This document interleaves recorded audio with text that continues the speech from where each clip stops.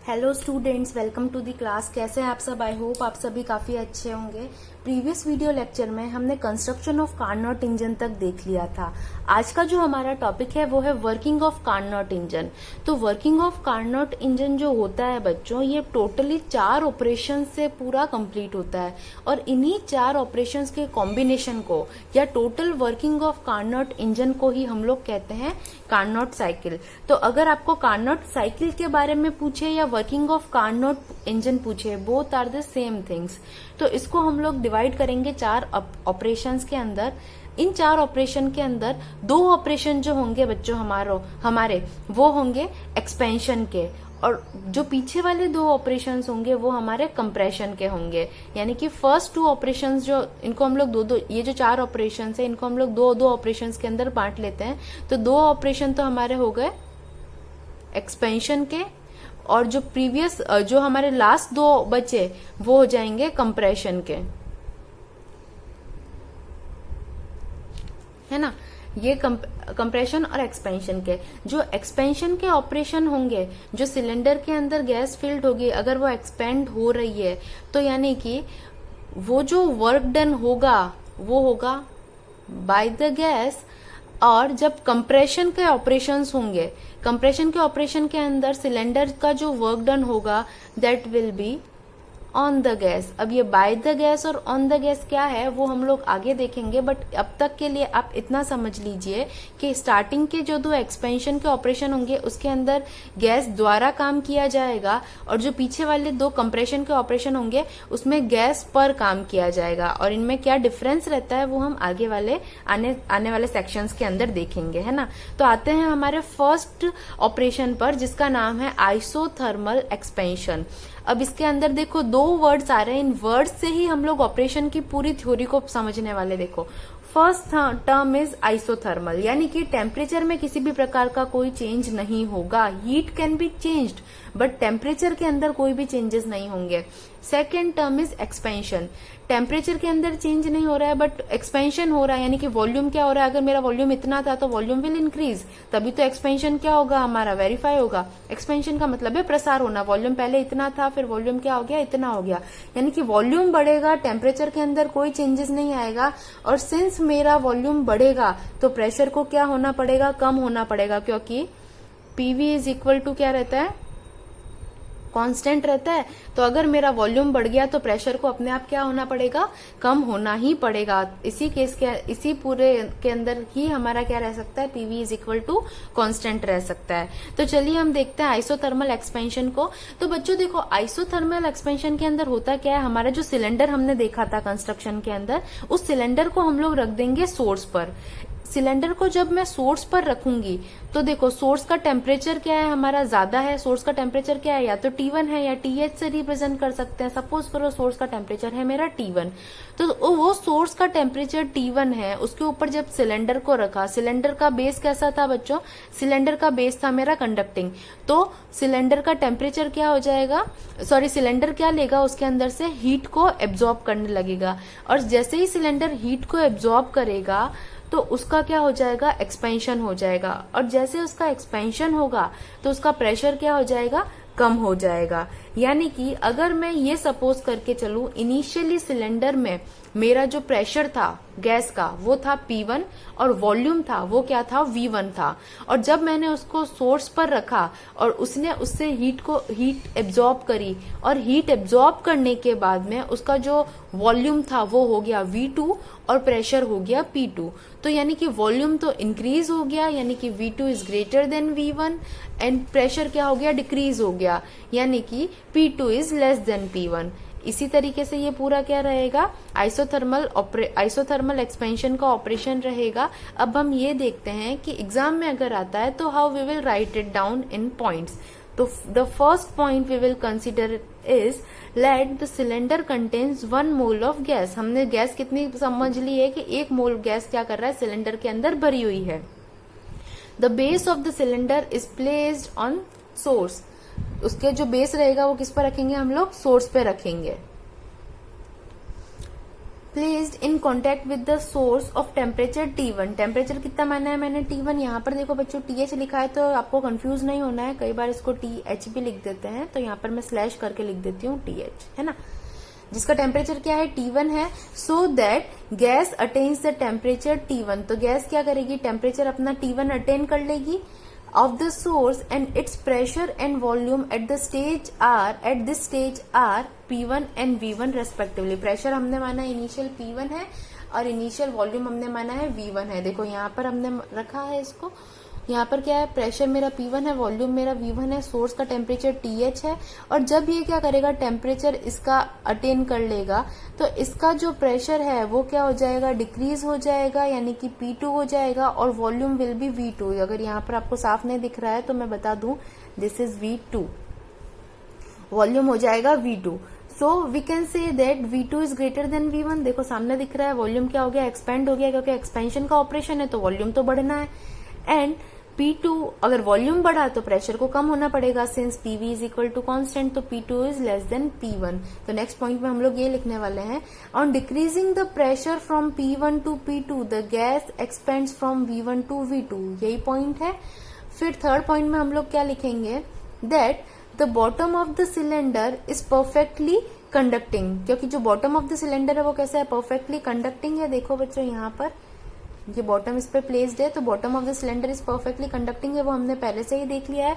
और heat absorbed at a constant temperature T1 during this process. और heat के constant temperature पर absorb हो रही है T1 टेम्परेचर पर, इसीलिए इस प्रोसेस को हम लोग क्या बोलते हैं, isothermal expansion. That's why this process is called isothermal expansion. तो यहां तक अपना आइसोथर्मल एक्सपेंशन का जो थ्योरी वाला पार्ट था बच्चों वो क्लियर हो गया है। अब ये आइसोथर्मल एक्सपेंशन के अंदर जो प्रेशर और वॉल्यूम है इसको हम लोग पीवी डायग्राम के अंदर रिप्रेजेंट करेंगे, यानी कि ग्राफ होगा that will be drawn between pressure and volume. तो प्रेशर और वॉल्यूम के बीच में ग्राफ से इस पूरे आइसोथर्मल एक्सपेंशन को हम लोग कैसे रिप्रेजेंट करेंगे बच्चों, वो देखते हैं। तो यहाँ पर देखो ये हमारा पीवी डायग्राम है, वाई एक्सिस पे हमने प्रेशर लिया है, एक्स एक्सिस पे हमने ले लिया वॉल्यूम। तो सपोज किया हमारा जब P1 स्टार्टिंग में जो प्रेशर था वो कितना था P1, और जो एंडिंग में हमारा प्रेशर आया वो आया P2, यानी प्रेशर क्या हो गया, कम हो गया। स्टार्टिंग में जो मेरा वॉल्यूम था वो मैंने अज्यूम किया है V1, और जो एंडिंग में मेरे पास में वॉल्यूम आया दैट इज V2, यानी वॉल्यूम क्या हो गया मेरा V2 हो गया है। ठीक है, तो स्टार्टिंग में इसका जो कोऑर्डिनेट्स मैंने माने हैं वो मान लिए, जो प्रेशर का कोऑर्डिनेट था P1, वॉल्यूम था V1 और टेम्परेचर कितना था T1। अब ये प्रोसीजर कैसा है, आइसोथर्मल है, यानी एंडिंग के अंदर भी इसका जो टेम्परेचर जो होगा वो कैसा हो जाएगा मेरा यहाँ पर T2 हो जाएगा। यहाँ पर देखो बच्चों ये जो टेम्परेचर T2 लिखा है यहाँ पर T2 नहीं होगा, क्योंकि यहाँ पर देखो आइसोथर्मल एक्सपेंशन है, यानी आइसोथर्मल का मतलब हो गया कि कांस्टेंट क्या रहेगा, टेम्परेचर।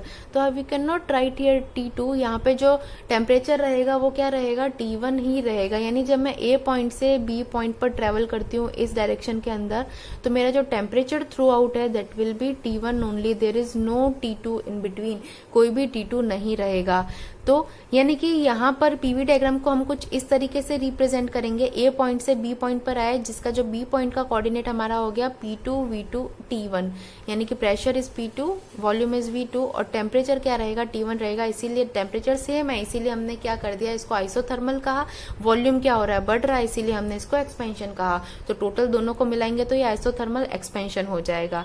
अब बच्चों हमने क्या किया है, किसी तरीके से पिस्टन पे किसी प्रकार का हमने कोई दबाव नहीं डाला है, यानी कि पिस्टन पे किसी टाइप का कोई काम नहीं किया है, यानी गैस पर हमने कुछ काम नहीं किया है। जो भी काम किया गया है वो गैस द्वारा किया गया है, यानी कि इसके अंदर जो वर्क डन होगा that will B work done by the gas. यानी कि A to B तक जब हम आएंगे तो work done by the gas during this process is, ये देखो bye the gas is important term, bye the gas during this process is कितना हो जाएगा, वर्क डन को हमने माना है W1 से, या इसको हम लोग Q1 भी कह सकते हैं, will be equal to RT1 log base E V2 जो फाइनल था हमारा अपॉन V1 जो इनिशियल था।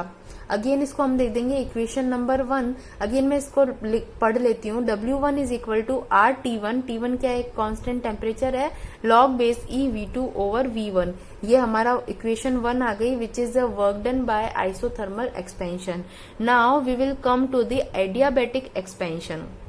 अब तक जो टर्म थी वो आइसोथर्मल थी और एक्सपेंशन की थी। जो हमारी सेकेंड टर्म आएगी वो भी आएगी तो एक्सपेंशन की ही, but the process will be adiabatic, यानी कि temperature can be change but जो हीट है वो चेंज नहीं रहेगी। हिंदी में हम इसको बोलते हैं, एडियाबेटिक प्रोसेस को बोलते हैं रुद्धोष्म प्रक्रम, यानी कि टेम्परेचर तो कांस्टेंट नहीं रहता है बच्चों, बट जो हीट रहती है टोटल सिस्टम की वो चेंज नहीं होती है। जो हीट वो कंटेन करता है वो कांस्टेंट रहेगी, but temperature can be change.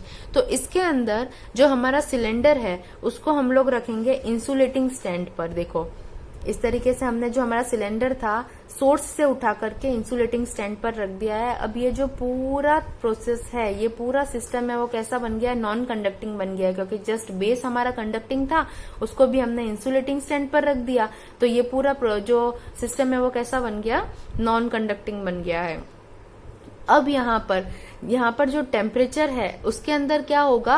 Rise होगा। यहाँ पर टेम्परेचर हमारा ऑलरेडी, सॉरी राइज नहीं होगा बच्चों, टेम्परेचर का फॉल होगा, क्योंकि यहाँ पर क्या हो गया मेरा T2 T1 टेम्परेचर ऑलरेडी था।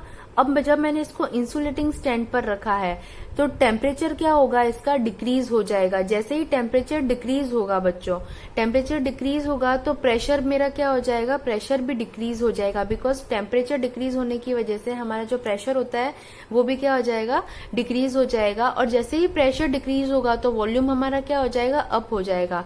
यानी कि इस केस में मेरे पास में प्रेशर P2 था, वॉल्यूम V2 था, तो टेम्परेचर डिक्रीज के साथ में हमारा जो प्रेशर है वो क्या हो गया? P3 हो गया और वॉल्यूम V3 हो गया। वेयर वॉल्यूम क्या है? ग्रेटर है V2 से। पहले से वॉल्यूम तो मेरा बढ़ गया है, यहाँ पर देखो पिस्टन ऊपर की तरफ चला गया, वॉल्यूम बढ़ गया, लेकिन प्रेशर जो पहले की कंपैरिजन में है वो क्या हो गया है? कम हो गया है। अब इसी को हम लोग को पॉइंट्स के अंदर लिखना है, तो हम लोग कैसे लिखेंगे? that now the cylinder is removed from the source and placed on the insulating stand। वही हमने किया है, सोर्स से हटा करके insulating stand पर रख दिया, so that the base of the cylinder becomes insulating। the pressure is reduced from P2 to P3, यानी प्रेशर क्या हो गया? कम हो गया है, P2 से P3 तक आ गया है। एंड गैस एक्सपेंड, जैसे ही प्रेशर रिड्यूस होगा तो गैस क्या हो जाएगी? एक्सपेंड करेगी, प्रसार होगा गैस का। And gas expand further from V2 to V3 as the work is done by the gas. देखो गैस क्या हुई है? खुद एक्सपेंड हुई है, तो गैस के द्वारा काम किया गया है ना। Work is done by the gas, so the thermal energy of the gas decreases, यानी कि गैस की जो थर्मल एनर्जी है वो क्या हो जाएगी? डिक्रीज हो जाएगी। The temperature of the gas falls through the temperature TC, यानी TC या T2 टेम्परेचर तक क्या हो जाएगा? टेम्परेचर कम हो जाएगा, क्योंकि इसकी थर्मल एनर्जी क्या हुई है? डिक्रीज हुई है। इस TC या T2 टेम्परेचर को ही हम लोग टेम्परेचर ऑफ सिंक मानते हैं। So the process is adiabatic process. Process कैसा हो गया? ये एडियाबेटिक प्रोसेस हो गया, क्योंकि टेम्परेचर तो चेंज हो सकता है बट इसकी जो हमारी हीट कैपेसिटी थी या हीट थी टोटल, उसमें कोई भी चेंजेस नहीं आए हैं। अब ये जो पूरा प्रोसेस है उसको हम लोग देखते हैं PV डायग्राम पे। तो PV डायग्राम पे देखो बच्चों, हम लोग कैसे देखेंगे? यहां तक हम लोग देख चुके थे, A टू B तक हम लोग पहुंच चुके थे। बी पॉइंट पे हमारा प्रेशर था P2, वॉल्यूम था V2 एंड टेम्परेचर था T1। नाउ अब हमको क्या करना है? वॉल्यूम को एक्सपेंड करना है, प्रेशर को डाउन करना है और टेम्परेचर को भी क्या करना है? डाउन करना है। ठीक है, तो टेम्परेचर सबसे पहले हम प्रेशर को डाउन करेंगे, यानी यहाँ से नीचे की तरफ कोई पॉइंट होगा तो इस यहाँ से हमने प्रेशर मान लिया, यहाँ पर P3 प्रेशर है। वॉल्यूम को एक्सपेंड करना है, V2 हमारा देखो यहाँ पर था, तो यहाँ पर V3 कोई पॉइंट मान लेते हैं। तो इस पॉइंट पे हम पहुंच जाते हैं जिसका प्रेशर है P3, वॉल्यूम है V3 और टेम्परेचर जो हमारा डाउन होकर के, फॉल डाउन होकर के कितना आ गया है? T2 आ गया है। तो देखो यहाँ से यहाँ तक हमारा प्रोसेस चल चुका था। अब ये जो हमारा नेक्स्ट प्रोसेस है वो B to C, ये किस कर्व को रिप्रेजेंट कर रहा है? ये कर्व किस प्रोसेस को रिप्रेजेंट कर रहा है? ये कर्व हमारा रिप्रेजेंट कर रहा है एडियाबेटिक एक्सपेंशन को। ये जो कर्व है A to B, that is representing isothermal expansion and B to C is representing adiabatic expansion को। ठीक है। और दोनों ही केसेस के अंदर work is done by the gas, we are not working on the gas, the work is done by the gas because the gas is expanding, gas स्वतः ही क्या हो रही है, एक्सपेंड हो रही है, हम एक्सटर्नल उस पर कोई प्रेशर अप्लाई नहीं कर रहे, प्रेशर रिड्यूस हो रहा है, गैस एक्सपेंड हो रही है, that means the work is done by the gas. और इस केस के अंदर, एडियाबेटिक केस के अंदर जो वर्क डन होता है उसको हमने रिप्रेजेंट किया W2 से, क्योंकि ये सेकेंड ऑपरेशन है मेरा। और इसमें जो वर्क डन इक्वल होता है R T1 minus T2, temperature कहां से कहां तक गया, T1 से T2 तक गया, तो T1 minus T2 divided by gamma minus 1। अब यहाँ पर एक नई टर्म आई है गामा, जो कि कांस्टेंट होता है और रेशियो होता है Cp अपॉन Cv का, where Cp is the specific heat at constant pressure and Cv is the specific heat at constant volume. इसको हमने दे दिया इक्वेशन नंबर 2। तो यहाँ पर ये हमारा फिनिश हो गया आइडियाबैटिक एक्सपेंशन। हमारे जो नेक्स्ट वीडियो लेक्चर होगा उसके अंदर बचे हुए 2 ऑपरेशंस को हम लोग देखेंगे। So till now thank you so much for the class, see you in the next class.